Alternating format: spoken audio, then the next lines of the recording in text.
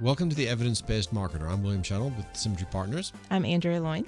Today we are continuing our series on events. And last time we covered virtual events, and today we are going to cover in-person events. Now, one of the things that obviously has not happened very much in the world the last couple of years is in-person events. And what's interesting is I believe they're starting to come back. We're seeing more and more of them.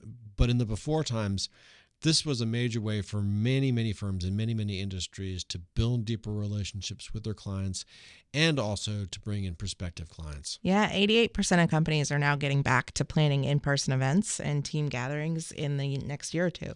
So where it was all virtual, we're going to see more client appreciation events, more bring a friend events, and even employee gatherings, right? You're going to want to get your employees together and socialize them as well.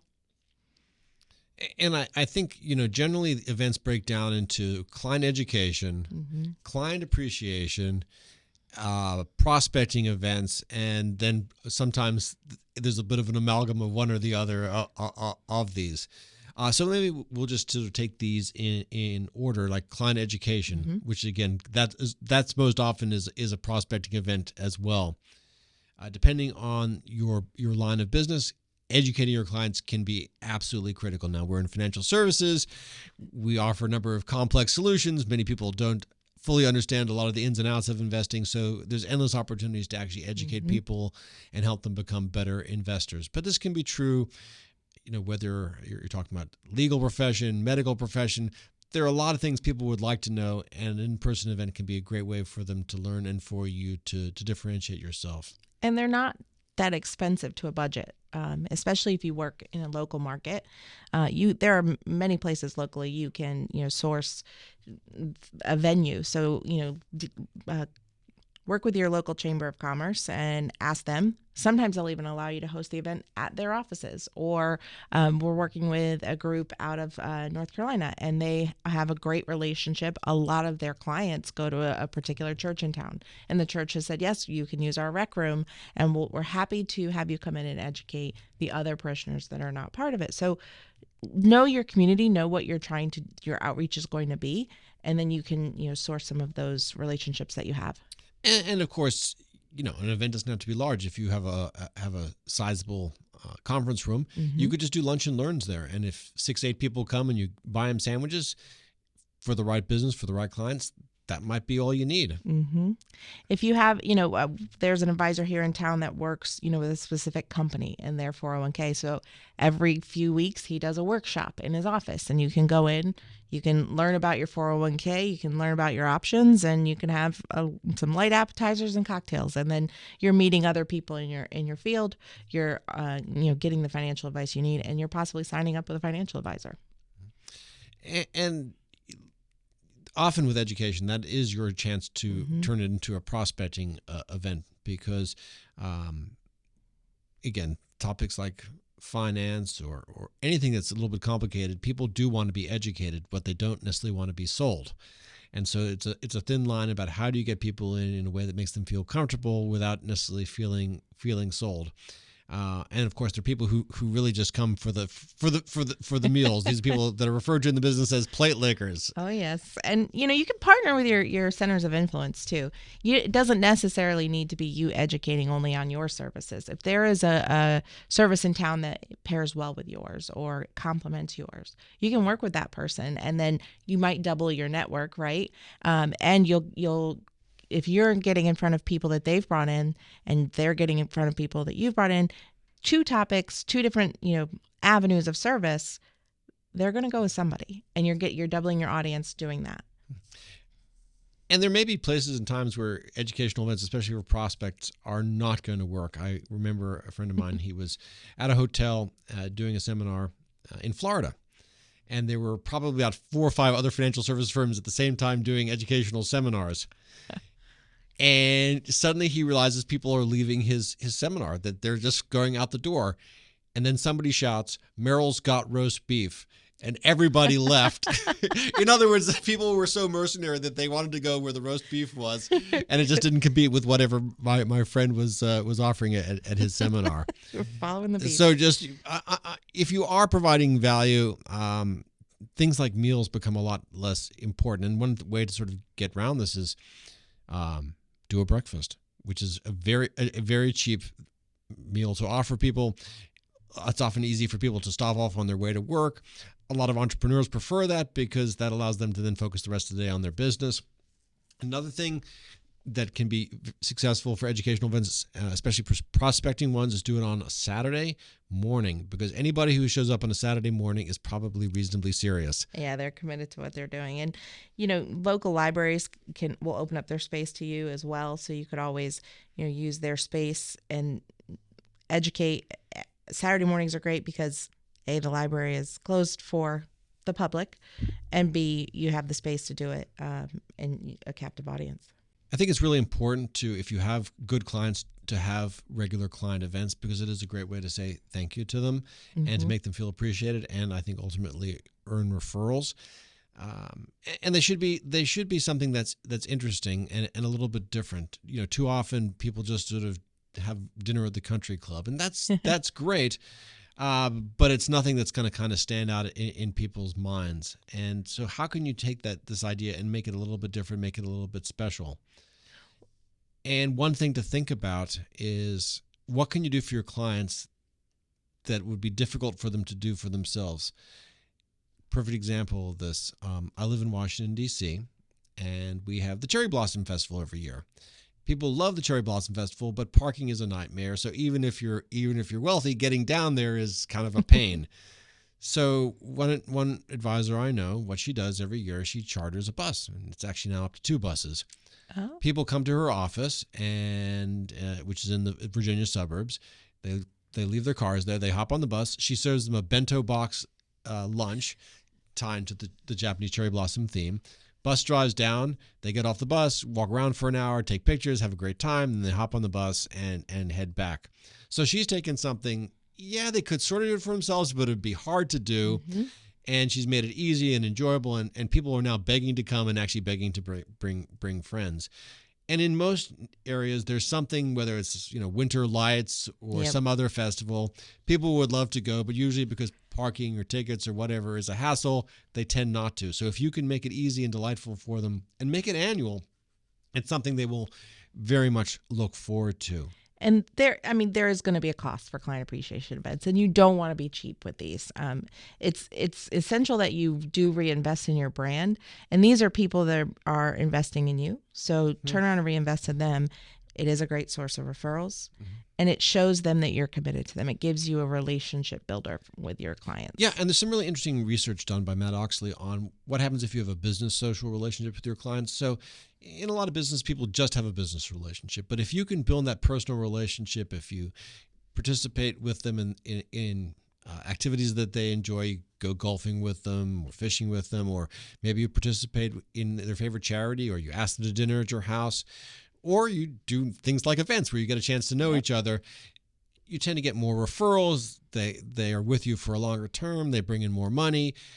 If you can build that kind of business social relationship, it is going to be better for your business. And frankly, you'll probably enjoy life more, because now you're actually not just to have clients, you have friends who are clients. Yeah, we're working with an advisor right now who is planning to have the Arthur Murray Dance Studio come in. And his client appreciation event is come learn how to dance, have some wine with us. It's his passion, and he's sharing it with his clients, and they're going to learn a couple, ballroom steps and have a great night. And, again, in terms of thinking about what can be original or interesting or different, it doesn't have to be complex. It could just be, I know advisors who've taken their clients pumpkin picking, or apple picking. Yep. People who've, brought in like an ice cream truck to their office, and everyone comes and gets ice cream. Movie theaters are super cheap to rent out on Saturday mornings. And you can actually, for very little money and just popcorn, let your clients see a first-run movie. And that's something that is fun for them, easy to do, doesn't cost a lot of money, and it's a great experience. But we are, in many, many industries, we are in the experience business. And I think a lot of businesses forget that. And in financial services, I tell people that your competitor is not a wirehouse firm or the advisor down the street. Your competitor is Ritz-Carlton. Your competitor is Lexus. Your competitor is all these firms that deliver an amazing experience to their clients. And part of a great experience is doing events. When my parents bought a Lexus, they were invited to a whole bunch of things, from concerts to wine tastings. And Lexus knew that what they were trying to do was build, first of all, a great relationship with my parents, so that when my parents had to buy their next car, they would buy a Lexus, but also that they would refer people to Lexus because they were so happy with the experience. And if a car company can be doing this, or a car dealership could be doing this, almost any business can be doing this. Yeah, most certainly. And that's the thing. Your clients come into you, in the financial service industry, maybe 2-4 times a year. But you want to stay in front of them. You want them to remember you outside of those 4 times a year, to refer their friends to you. But again, let's say a loved one passes and all of a sudden there's wealth that comes in. You want them to go, well, let me call my financial advisor. I think he can help me with this, now, instead of going, oh, I haven't heard from him in a while. But someone else, there's ambulance chasers. There are people that are looking out, for just money in transition, and they might get swept up. My grandmother did, with a firm that just wants to put them in the wrong investments for the money. And understand what your clients are passionate about. What are their interests? Because this can lead to the kind of events. If they all, love bird watching, organize a bird watching event. If they are all passionate about cars, I mean, they're services that basically you can go to racetracks and everybody gets to drive high-end automobiles around racetracks. If that's their thing, you've delighted them. But it can be as simple as, I know an advisor who hired a photographer for an afternoon, because we all have cameras on our phones and most of us don't know how to take good pictures. And so people learned how to take great pictures from a photographer. Being able to help educate people, even on things that are not related to your business, is a great way to, I think, create loyalty, create that great experience. And this is why, if you're going to do things like a wine tasting, really educate people. It's not just sipping wine. They should learn something from it. And think about other things that you could taste. I've gone to olive oil tastings. I've gone to chocolate tastings. So don't necessarily have to be the expected. You can shake it up a little bit. And have multiple offerings, right? So you may have people that don't drink wine. Great. So have something off to the side that they can have, but make it the wine tasting. Think about everyone that's coming into the event, not just those that drink wine, those that eat chocolate, those that like. But also part of that is understanding who your clients are. So if half your clients love chocolate and half hate chocolate, do a chocolate tasting for the half that love it, and the wine tasting for the other half. Whatever it is. So Andrea's point, that obviously think about other folks is great, but also understand what people like, and it's okay to have narrowly focused events. And you can always use your CRM to capture this information. We're working with an advisor right now who wants to do a survey of his new clients coming in to find out not about their finances, but about their likes, things that their hobbies, their favorite sports teams, so that when he is planning events and when he is thinking of appreciation events, he knows which way to go with his clients. And it may be you have to do 2 or 3 different client appreciation events, do 2 or 3 small ones, then you can do that. And your demographic to do that for. Sure. I know advisors, for example, who have Valentine's Day lunches for widows. And it's great to be able to provide a particular event that is really focused on a particular group.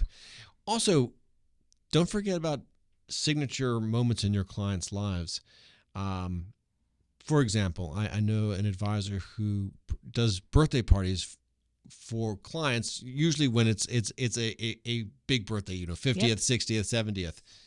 And what he would do is call up the spouse a few weeks before. And this tended to work really well if when the wife was having a birthday and the husband was kind of fretting about what to do.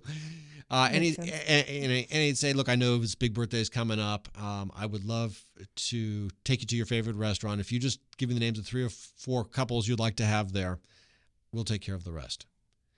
And super easy to do. And because it's a signature birthday, it's not expected you're going to do it every year. Right.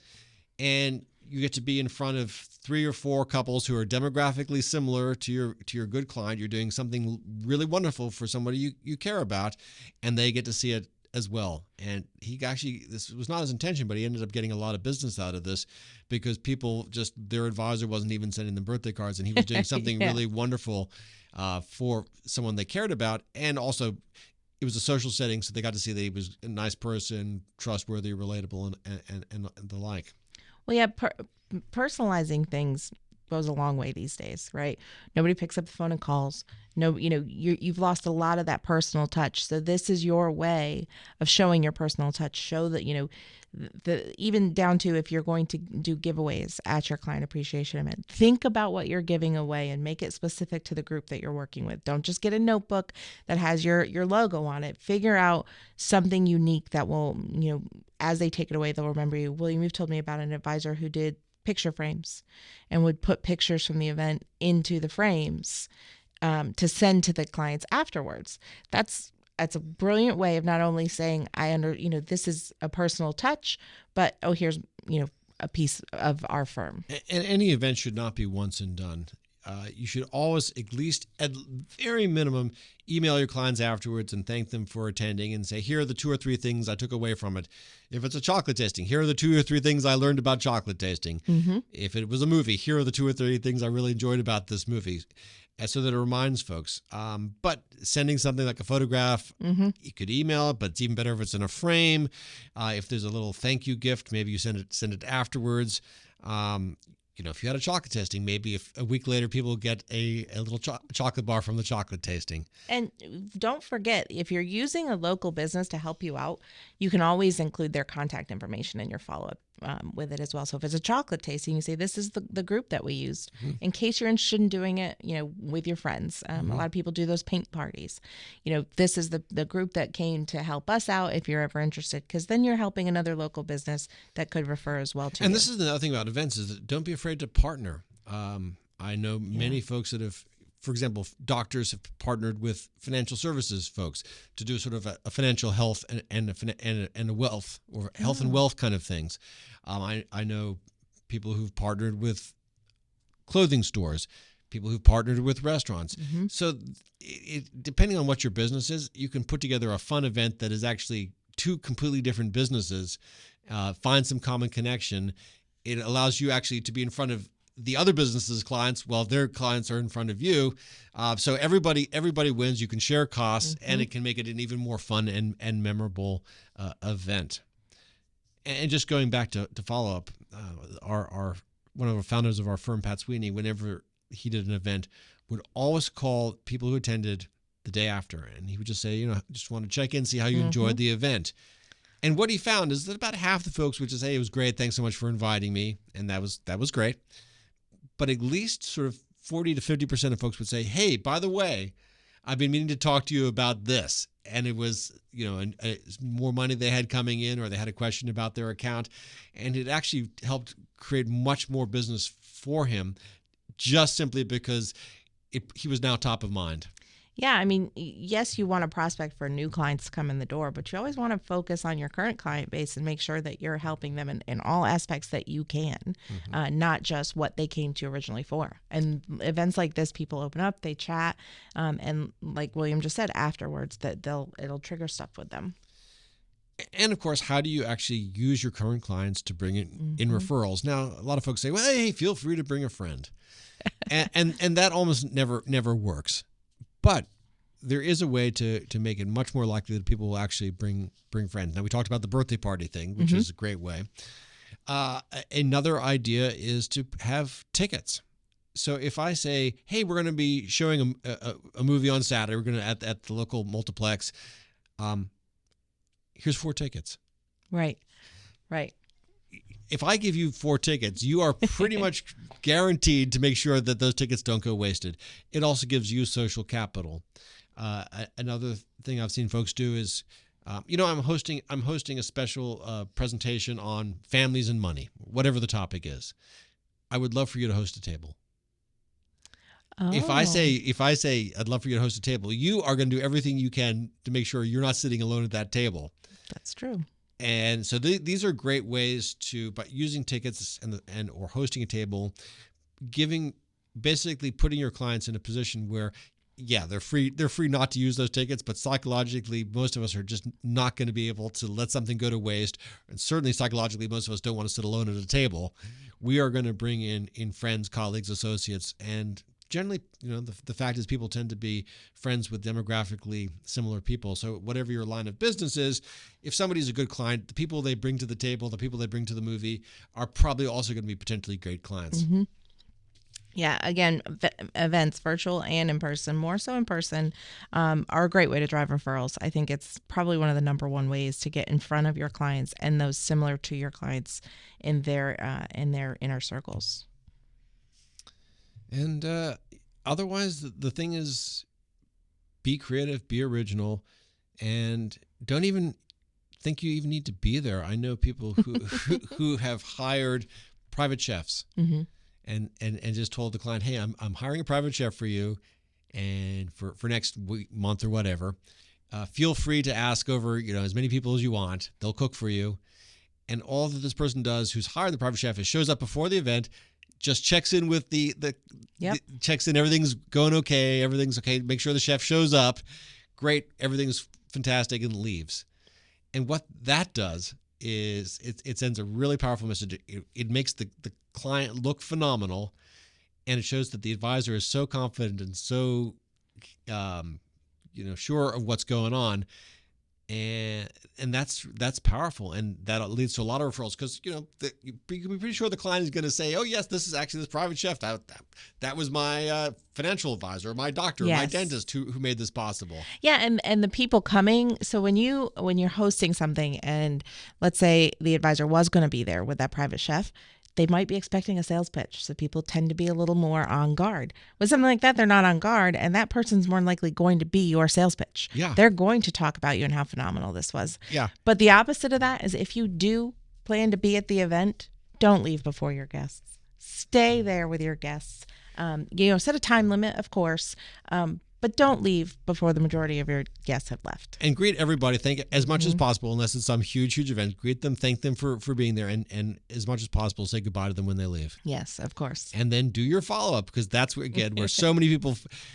I've spoken at a number of events where I was the main attraction, so not great events, but that's whatever on that. And I would always ask the person who was hosting, like, what's your follow-up?